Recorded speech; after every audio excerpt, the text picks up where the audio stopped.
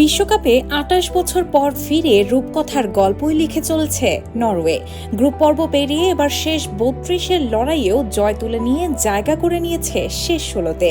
যুক্তরাষ্ট্রের ডালাস স্টেডিয়ামে অনুষ্ঠিত ম্যাচে আইভরি কোস্টকে ২-১ গোলে হারিয়ে কোয়ার্টার ফাইনালের আরও এক ধাপ কাছে পৌঁছে গেছে আর্লিং হালান্ডের দল। ম্যাচের শুরু থেকেই দুই দল আক্রমণাত্মক ফুটবল খেললেও ৩৯ মিনিটে মার্টিন ওয়েডগার্ডের পাস থেকে দুর্দান্ত শটে নরওয়েকে এগিয়ে দেন অ্যান্টোনিও নোসা। বিরতির পর সমতায় ফেরার জন্য মরিয়া হয়ে ওঠে আইভরি কোস্ট। ৭৪ মিনিটে কয়েকজন ডিফেন্ডারকে কাটিয়ে দারুণ একক নৈপুণ্যে গোল করে সমতা ফেরান আমাদ ডিয়েলো। তবে সমতায় বেশিক্ষণ থাকতে দেয়নি নরওয়ে। নির্ধারিত সময়ের ৪ মিনিট আগে প্যাট্রিক বার্গের নিখুঁত ক্রস থেকে ফাঁকা পোস্টে বল জড়িয়ে জয়সূচক গোল করেন আর্লিং হালান্ড। চলতি বিশ্বকাপে এটি হালান্ডের পঞ্চম গোল, যা তাকে গোলদাতার তালিকায় লিওনেল মেসির ঠিক পেছনে রেখেছে।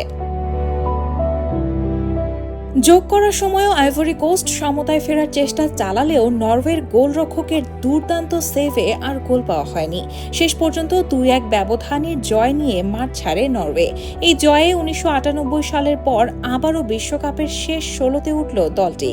কোয়ার্টার ফাইনালে জায়গা নিশ্চিত করতে আগামী রোববার বাংলাদেশ সময় রাত ২টায় ৫ বারের বিশ্ব চ্যাম্পিয়ন ব্রাজিলের মুখোমুখি হবে নরওয়ে।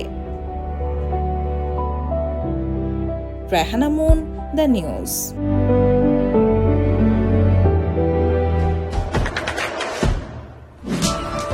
দেশে দেশে সবার সাথে দ্য নিউজ।